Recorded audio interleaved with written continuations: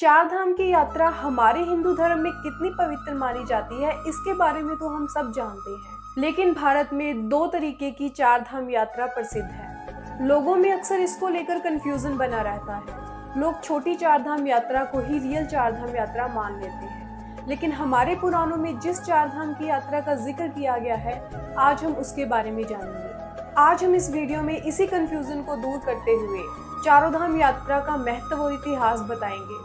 उससे पहले अगर आपने हमारे चैनल को सब्सक्राइब नहीं किया है तो जल्दी से कर दीजिए, क्योंकि इस पर आपको ऐसे ही इंफॉर्मेटिव वीडियोस मिलेंगी। सबसे पहले बात करते हैं छोटी चार धाम यात्रा की। इसमें बद्रीनाथ, केदारनाथ, गंगोत्री और यमुनोत्री आते हैं। कुछ लोग इसे ही वास्तविक चार धाम यात्रा मानते हैं, लेकिन ये उत्तर भारत में प्रसिद्ध छोटी चार धाम यात्रा है, जिसका अलग ही एक महत्व और एक इतिहास है। जिसमें सबसे पहले लोग गंगोत्री यमुनोत्री का दर्शन करते हैं और यहाँ से जल भरकर फिर केदारनाथ में स्थित ज्योतिर्लिंग पर इसका जल अभिषेक करते हैं। शिवजी के दर्शन करने के बाद लोग बद्रीनाथ जाते हैं और भगवान विष्णु के दर्शन करते हैं। छोटी चार धाम यात्रा में सबसे पहला स्थान है गंगोत्री का, जहाँ माँ गंगा मूर्त रूप में विराजमान है। इसके बाद दूसरा धाम है यमुनोत्री, जहाँ माँ यमुना मूर्त रूप में स्थापित है।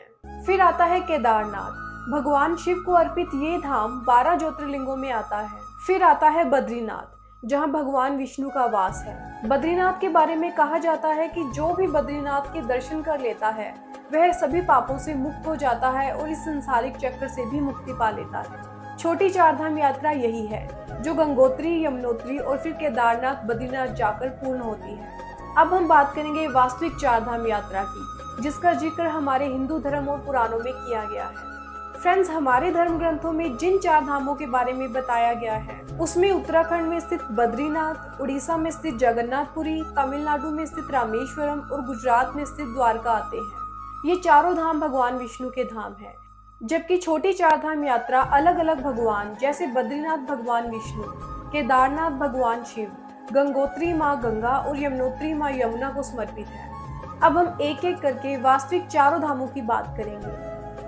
नंबर 1 है बद्रीनाथ। उत्तराखंड स्टेट में हिमालय पर्वतों के बीच और अलकनंदा नदी के किनारे बसा हुआ धाम है बद्रीनाथ। इस धाम के कपाट भक्तों के लिए 6 महीने के लिए खुलते हैं। ज्यादा बर्फ पड़ने की वजह से 6 महीने तक ये बंद रखा जाता है। लगभग नवंबर से मई तक ये बंद रहता है। इस मंदिर में भगवान विष्णु की 1 मीटर ऊंची काले पत्थर की प्रतिमा है, जो स्वयं प्रकट मूर्तियों में से एक है। इसे धरती का बैकुंठ भी कहा जाता है। नंबर 2 है जगन्नाथपुरी। चार धाम की यात्रा करने का दूसरा स्थान है जगन्नाथ धाम। उड़ीसा में स्थित जगन्नाथपुरी का ये विशाल मंदिर भगवान विष्णु के अवतार श्री कृष्ण को समर्पित है। यहाँ हर साल भव्य रथ यात्रा निकाली जाती है, जिसमें भगवान श्री कृष्ण, जगन्नाथ जी, उनके बड़े भाई बलभद्र और उनकी बहन सुभद्रा का रथ सजाकर ये यात्रा निकाली जाती है। ये रथ यात्रा इतनी प्रचलित है कि देश के कोने कोने से लोग इसे देखने आते हैं। जगन्नाथ मंदिर के रहस्यों के बारे में तो आपने सुना ही होगा, जो किसी चमत्कार से कम नहीं है। ये इतना रहस्यमय मंदिर है कि इसके बारे में जानकर आप चौंक जाएंगे। चार धामों में तीसरा धाम है रामेश्वरम। इंडिया के साउथ में तमिलनाडु स्टेट के रामनाथपुरम जिले में समुद्र के किनारे पर स्थित है। हिंदू धर्म का ये तीसरा धाम है। रामेश्वरम में स्थापित शिवलिंग भी 12 ज्योतिर्लिंगों में आता है, जिसकी स्थापना भगवान राम ने की थी। पुराणों के अनुसार यही वो स्थान है जहां भगवान राम ने लंका जाने के लिए पत्थरों के पुल का निर्माण किया था, जिसे बाद में विभीषण के आग्रह पर भगवान राम ने धनुषकोट नामक स्थान पर इसे तोड़ भी दिया था। अब नंबर आता है द्वारका का। गुजरात में समुद्र के किनारे पर स्थित द्वारका धाम चारों धामों में चौथा धाम है।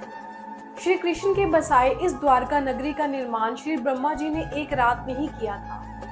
श्री कृष्ण ने द्वारका में 36 साल तक निवास किया और फिर स्वर्ग चले गए, जिसके बाद ये धाम समुद्र में समा गया।